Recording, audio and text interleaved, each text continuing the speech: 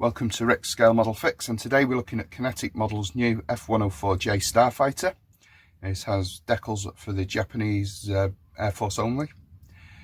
It's in 1/48 scale and the kit reference number is 48080. So looking at the box top, we've got some nice digital artwork there of a Starfighter part on the apron, and we've got some information saying that it's got a length of 372mm and a wingspan of 16.2mm when completed, with a parts count of plus 200.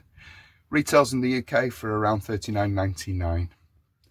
On the box side, we've got some bilingual information about the aircraft type, some CAD design. Interesting to see a twin nose wheel on a Starfighter there, and some model features: two types of ejection seats, the C2 and the JA7A, a radar module, avionics bay behind the cockpit, detailed nose landing gear wheel well, some bulge tyres, positional flaps and slats, and new engraving technology for crisp panel lines and laser engraving for super detail.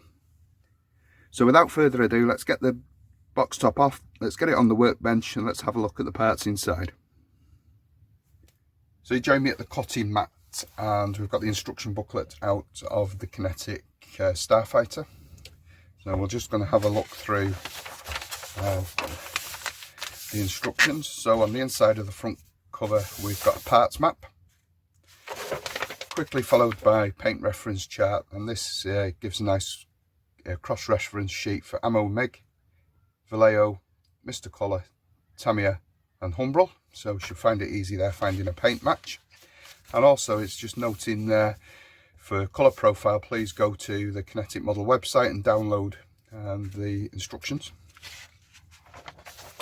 On the first page, we see commencement of the cockpit with the ejector seat. There is two types in the kit, so just ensure you're getting the right parts for the model you're making as you progress through. Cockpit detail is reasonable by looking at it, instrument panel and bulkhead, and a focused view there to show where everything goes colour wise. Stage 5 sees the completion of the nose radar, and stage 6 sees the completion of the jet can and associated exhaust parts. Turning to page 5, the focus of attention turns to the landing gear bays and the nose gear bay being built up and attached to an insert panel, main gear bay and radome, and those all coming together in stage 10 to join the fuselage. So quite a quick speedy build so far. Turning the page, we've got some holes to open up for various weapons, fit, drop tanks, etc. We've got the radome radar being attached to the nose with the instrument combing and some belly plates. Vertical tail and tail planes rudder being fitted, along with the intakes. Having previously built the Luftwaffe version of this kit, I can confirm that the fit of the parts is excellent, so there's nothing to worry about. Moving quickly on, and we're onto the main gear, landing gear, nose gear bay, and the landing gear itself. Just again note which type wheels are being fitted, the early or late type, depending on the aircraft you're depicting. Following on from that, it's the undercarriage doors, and correctly showing that they can be partially open or closed on a Starfighter.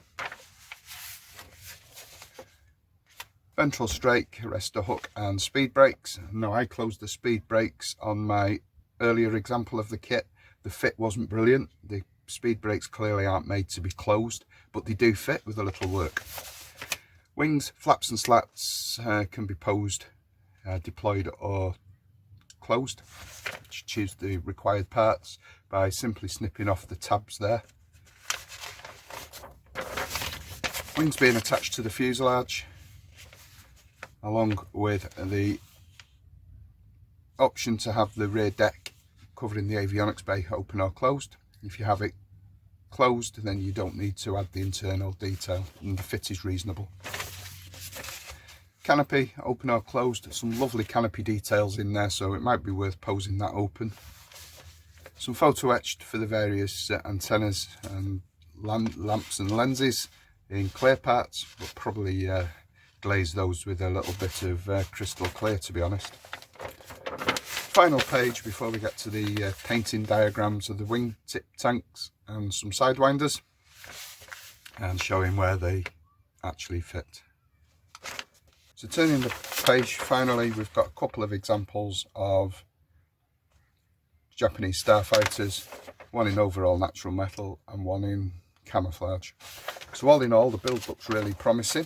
It's really straightforward build, it's broke down sensibly.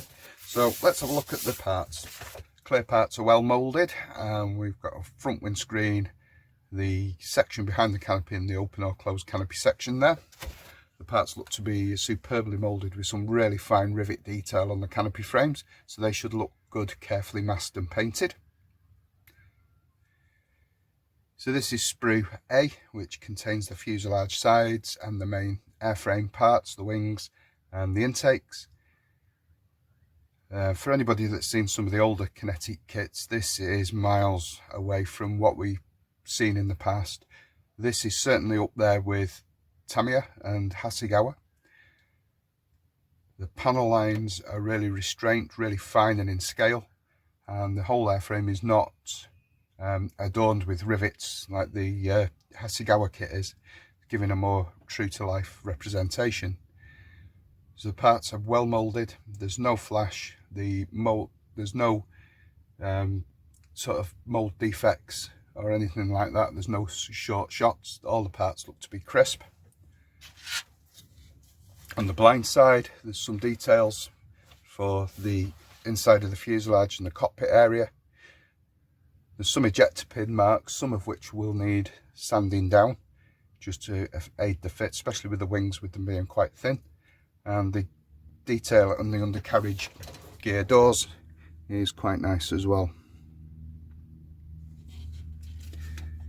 Sprue B contains a lot of the smaller airframe parts, the cockpit tub, splitter plates, radome and the belly inserts. Two types of wheels are there as well, so just be mindful and check your references as to which are required for the airframe you're building. There's some weight on wheels, which is quite a nice touch. Cockpit detail in the sidewalls is as good as it gets in plastic, respond well there to careful painting. And the instrument panel is blank dials, raised bezels, with a decal included on the decal sheet. Sprue C is the final plastic sprue in the kit, and it contains the ejector seats and the drop tanks, etc. Two types of jet cans for the different types of Starfighters engine wise. So again, just check the instructions or check the aircraft that you're building, find pictures of it to decide on which jet can's appropriate, along with the ejector seat. So all in all, the parts are certainly top quality. They're certainly in the same league as Hasegawa and Tamiya, and Kinetic have come a long way. So let's have a look at the decal sheet and the photo etch sheet just to conclude this review. So there's the kit decal sheet. It is aftermarket quality, it's printed by Cartograph, it's designed by Cross Delta, so accuracy can be assured.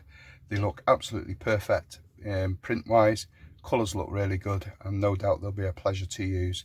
There's a small etched fret contained in the kit as well, and it's got some wingtip details should you not fit the drop tanks, some seat belts and a belly plate.